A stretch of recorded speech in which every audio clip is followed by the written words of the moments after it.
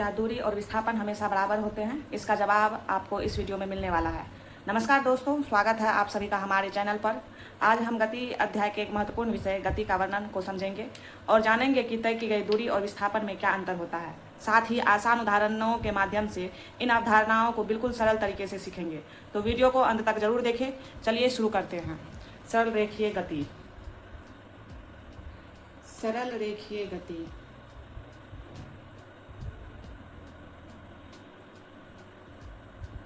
Linear motion.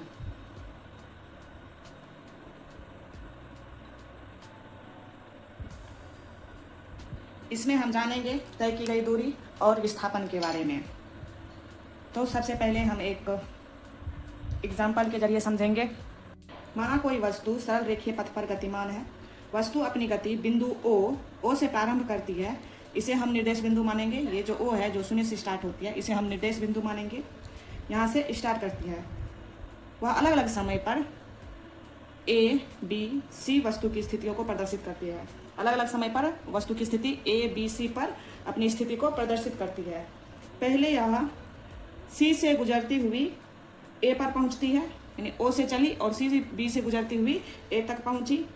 उसके पश्चात यह उसी पथ पर लौटती है, यहाँ ए पर पहुंची, अब इसी पथ पर रिटर्न होती है, इसी पथ पर लौटती है और लौटते हुए बी से गुजरते हुए, इसको पार करते हुए सी तक पहुंचती है। यानी कि पहले ओ से प्रारंभ करके सी और बी को पार करते हुए ए पर पहुंचती है, पहले ए पर पहुंचती है। उसके बाद पुनः वह इसी पथ पर बी को पार करते हुए सी पर पहुंचती है।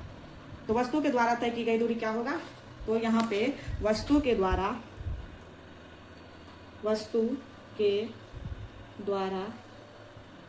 तय की गई दूरी बराबर होगा किसके? तो पहले क्या हुआ, ओ से ए तक गया, ओ से स्टार्ट किया, सी से गुजरते हुए ए तक गया। उसके बाद यहाँ ए से सी तक गया प्लस ए से सी तक गया। इसका वस्तु के द्वारा तय की गई दूरी क्या हो जाएगा? ओ ए फिर ए से सी तक। तो इसको जब हम मापेंगे तो क्या हो गया? ओ ए हो गया हमारा 60 किलोमीटर और ए सी होता है हमारा 35 किलोमीटर। ए सी कैसे ज्ञात करेंगे? ए सी को ज्ञात करने के लिए हमें क्या करना पड़ेगा? ओ ए में से हम ओ सी को घटा देंगे तो हमें ए सी प्राप्त होगा। यानी क्या करेंगे? ओ ए से हम ओ सी को घटा देंगे तो हमको प्राप्त हो जाएगा ए सी का वैल्यू। तो 60 प्लस ओ ए है हमको 60 और ओ सी कितना है? 25। तो 60 प्लस 60 में से 25 जाएगा तो 35 हमको प्राप्त होता है और यहाँ पे हमको मिल गया 95 किलोमीटर। यानी कि वस्तु जो टोटल दूरी तय करता है 95 किलोमीटर, यानी 95 किलोमीटर दूरी तय करता है। यह क्या है? यह जो है यह वस्तु के द्वारा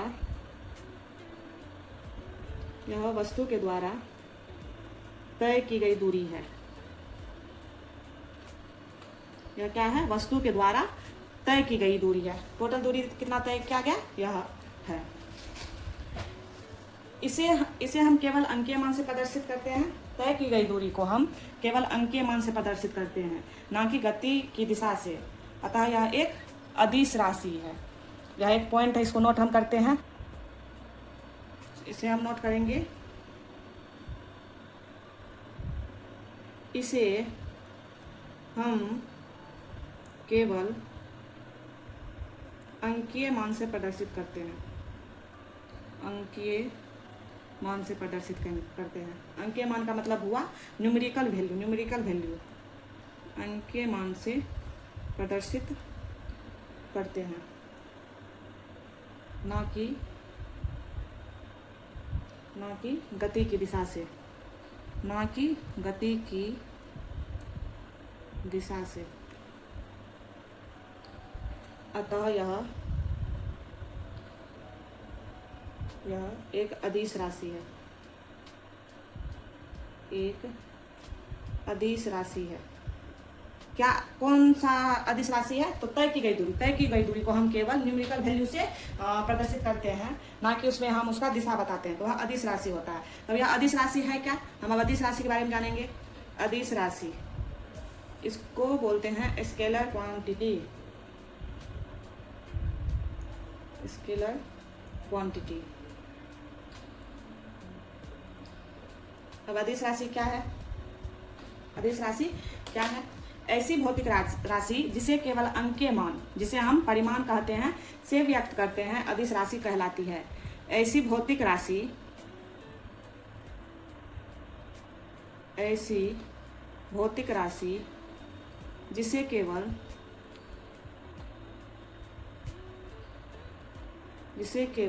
अंकीय मान यानी कि न्यूमेरिकल वैल्यू, अंकीय मान जिसे परिमाण कहते हैं, अंकीय मान को हम परिमाण कहते हैं, परिमाण, मैग्नीट्यूड जिसको हम कहते हैं,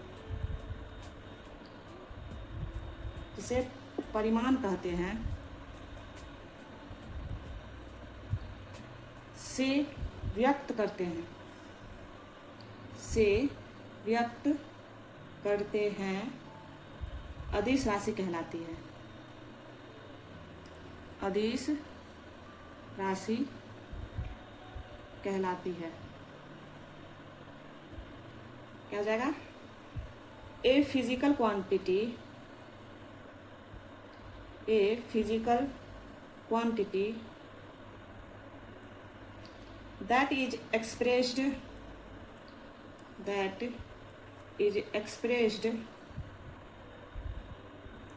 slowly by a numerical value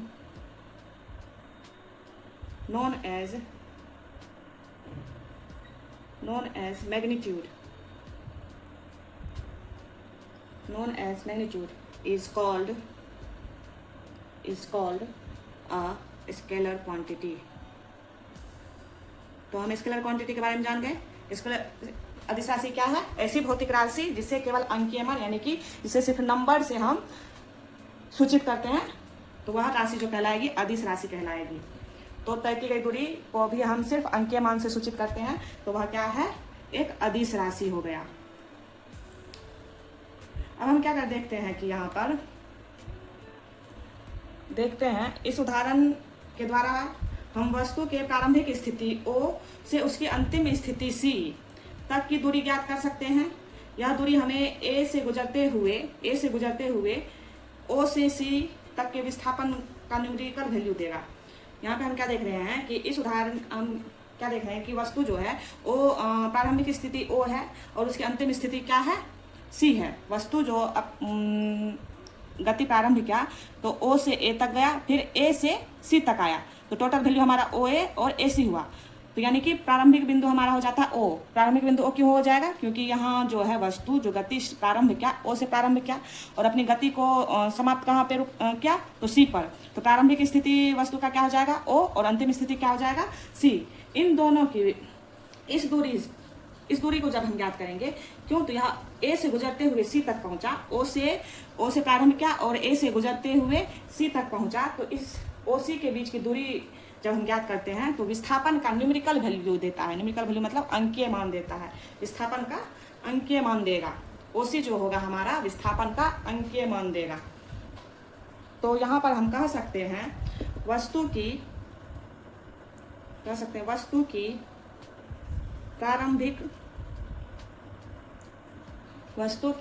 प्रारंभिक व अंतिम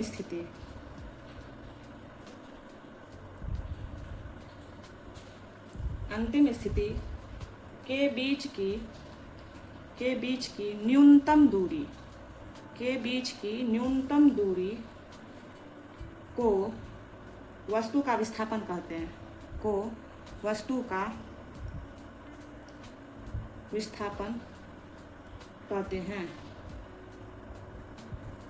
विस्थापन को पता चला कि शॉर्टेस्ट डिस्टेंस जो होता है प्रारंभिक स्थिति और अंतिम स्थिति का जो न्यूनतम दूरी होता है उसको हम विस्थापन कहते हैं।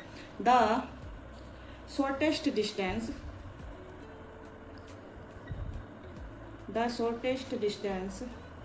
between the initial and final position final position, the final position of an object,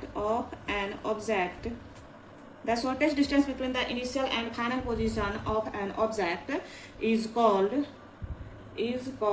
displacement of the object, is called displacement of the object। उस वस्तु का क्या कहलाएगा? विस्थापन कहलाएगा।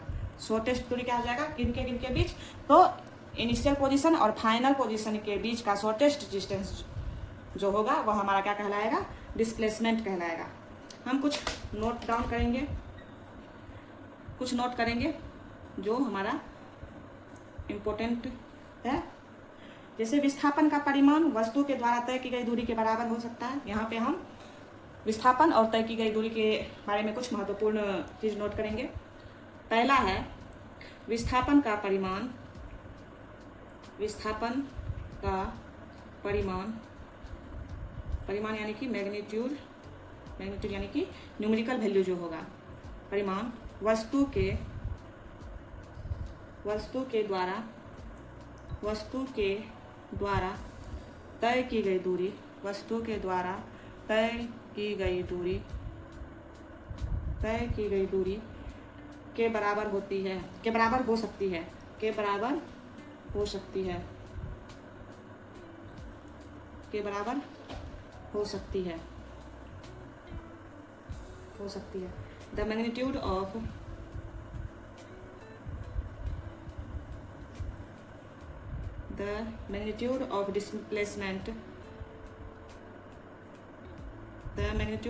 displacement can be equal to the distance traveled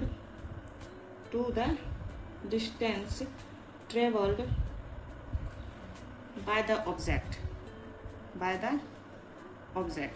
यानी कि वस्तु के द्वारा तय की गई दूरी और विस्थापन का परिमाण बराबर हो सकता है। ये हो गया हमारा पहला पॉइंट। उदाहरण से हम यहाँ पे समझेंगे कैसे। तो उदाहरण, यहाँ पे उदाहरण से हम पहले समझेंगे। उदाहरण क्या है? जब कोई वस्तु O से स्टार्ट करती है, A तक पहुंचती है, O से स्टार्ट करके A तक पहुंचती है, तो यहाँ पर OA के द्वारा वस्तु के O से डायरेक्ट A तक पहुंचती है और A पर आके वह रुक जाती है, तो उसका अंतिम स्थिति क्या हो जाएगा? A और प्रारंभिक स्थिति होगा O। तो वस्तु के द्वारा तय की गई दूरी भी हो गया 60 किलोमीटर और विस्थापन भी हो गया हमारा 60 किलोमीटर। O से A तक वस्तु की गति के लिए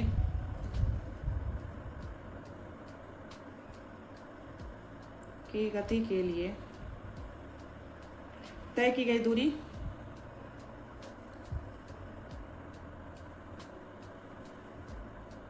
तय की गई दूरी 60 किलोमीटर है तथा विस्थापन भी हमारा क्या हो जाएगा? 60 किलोमीटर। तथा विस्थापन का जो अंकीय वैल्यू होगा, विस्थापन का अंकीय वैल्यू क्या हो जाएगा हमारा? 60 किलोमीटर। विस्थापन का परिमाण भी 60 किलोमीटर है। तो यहाँ से हमें क्या प्राप्त होता है कि वस्तु के द्वारा तय की गई दूरी और विस्थापन बराबर हो सकता है।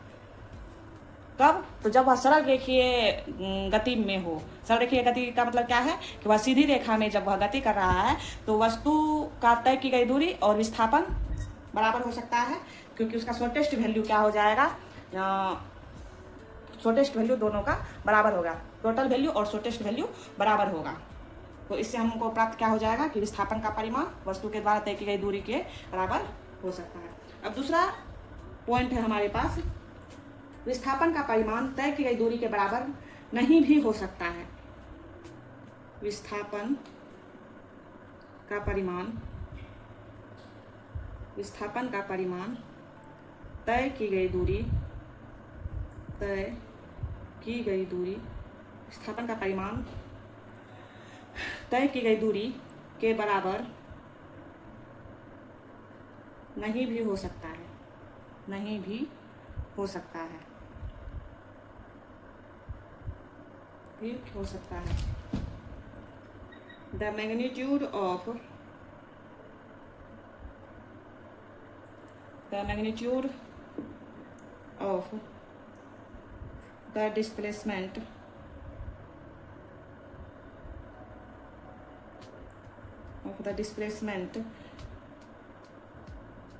may not be equal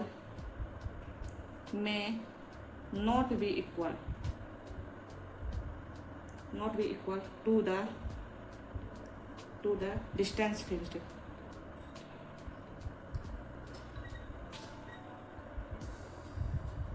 यहाँ कह रहा है कि वस्तु का परिमाण तय की गई दूरी के बराबर नहीं भी हो सकता है। तो इसको हम एक उदाहरण से समझते हैं। फिर से हमें उदाहरण यहाँ लेते हैं कि वस्तु क्या ओ से ए तक जाती है, अब ए से पुनः बी तक गति करती है। ओ से ए तक जाती है और ए से बी तक गति करती है। तो इस दौरान क्या हो जाएगा, तय की गई दूरी क्या हो जाएगा हमारा, इस दौरान तय की गई दूरी क्या हो जाएगा, ओ ए प्लस ए बी, क्या हो जाएगा, ओ ए प्लस ए बी, यानी 60 किलोमीटर प्लस 25 किलोमीटर, जो हो जाएगा हमारा 85 किलोमीटर। तो इस दौरान तय की गई दूरी क्या हो जाएगा, किस दौरान, तो ओ से ए तक जाती है और पुनः ए से बी तक जाती है।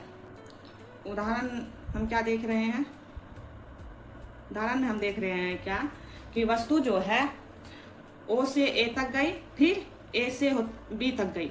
तो ओ से ए तक 60 किलोमीटर और ए बी हो जाएगा हमारा 25 किलोमीटर, जो हो जाता है 85 किलोमीटर। यह क्या हो जाएगा, यह हो जाएगा ओ से ए तथा बी तक गति के दौरान यह हो जाएगा क्या, तय की गई दूरी। वस्तु के द्वारा क्या हो जाएगा, यह तय की गई दूरी। लेकिन जब हम विस्थापन देखते हैं तो विस्थापन हमारा ओ ए होगा, क्या हो जाएगा, ओ ए। क्यों, क्योंकि इसका प्रारंभिक स्थिति ओ से होता है और बी हो जाएगा हमारा अंतिम स्थिति। तो प्रारंभिक स्थिति और अंतिम स्थिति के बीच की न्यूनतम दूरी को हम कहते हैं विस्थापन। तो विस्थापन हमारा क्या हो जाएगा, ओ बी, जो होगा हमारा 35 किलोमीटर। तो विस्थापन क्या हो जाएगा, जबकि विस्थापन का परिमाण होगा, जबकि विस्थापन का परिमाण हमारा क्या हो जाएगा, ओ बी, जो है 35 किलोमीटर। यहाँ पे क्या हो गया, तय की गई दूरी अलग है और विस्थापन का परिमाण क्या है, अलग है। तो हम कह सकते हैं कि विस्थापन और तय की गई दूरी बराबर नहीं हो सकता है, नहीं भी हो सकता है, बराबर भी हो सकता है और नहीं भी हो सकता है। अब हम तीसरा पॉइंट जानेंगे। गति के दौरान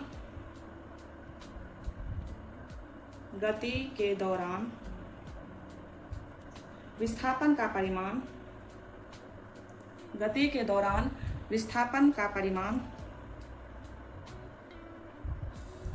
शून्य हो सकता है,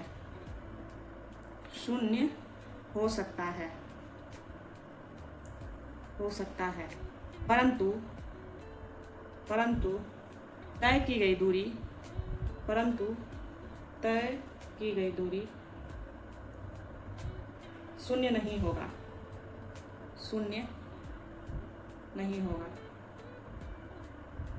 यहाँ पे क्या है, द मैग्नीट्यूड ऑफ डिस्प्लेसमेंट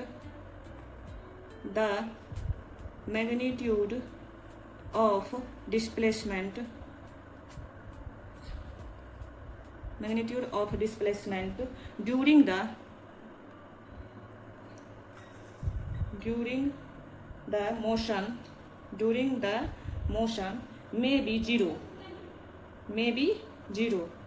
यानी कि गति के दौरान विस्थापन का परिमाण शून्य हो सकता है। But the distance fixed will not be zero।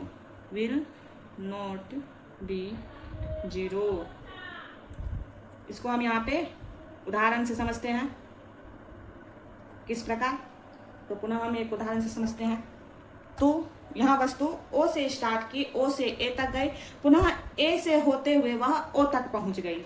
वस्तु क्या करती है, वस्तु गति करती है, गति करते वह क्या करती है, ए तक जाती है और ए से होते हुए वह ओ तक आती है। तो इससे क्या होगा, प्रारंभिक स्थिति और अंतिम स्थिति क्या हो जाएगा हमारा, प्रारंभिक स्थिति भी ओ होगा और अंतिम स्थिति भी ओ होगा।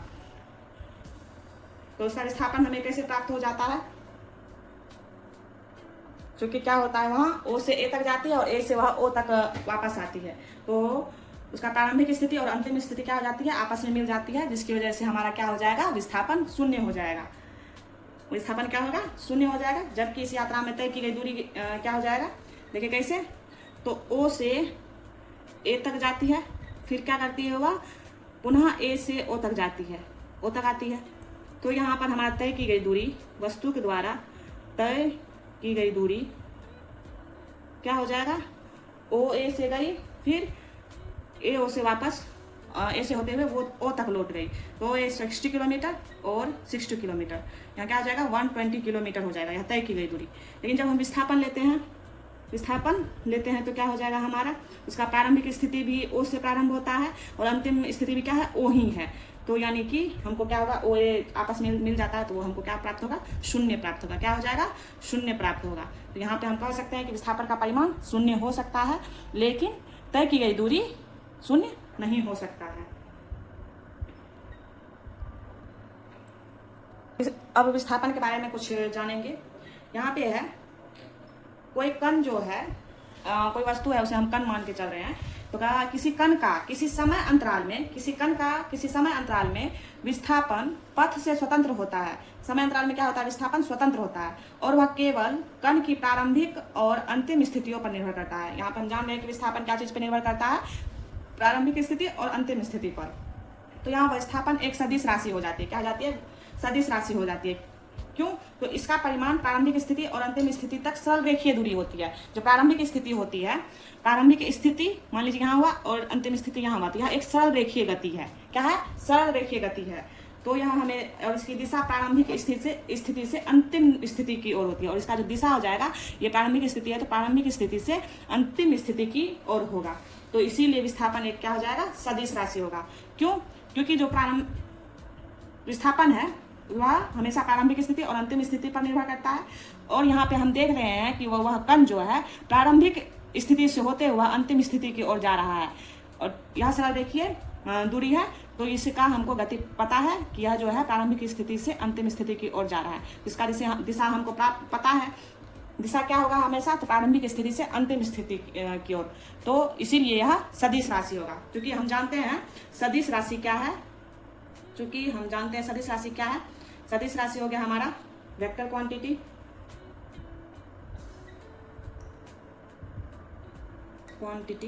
वेक्टर क्वांटिटी क्या है, ऐसी भौतिक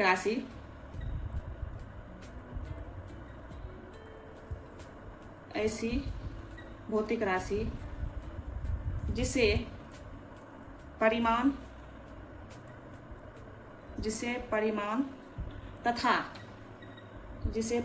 तथा दिशा दोनों से व्यक्त करते हैं।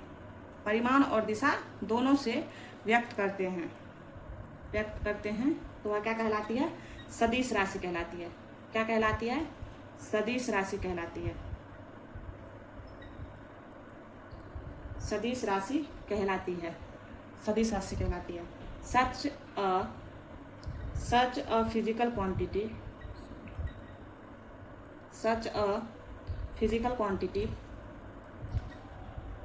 such a physical quantity which is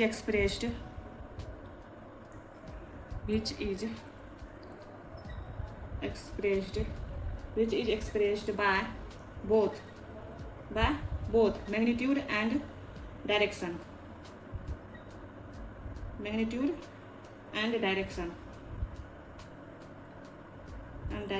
is called vector quantity।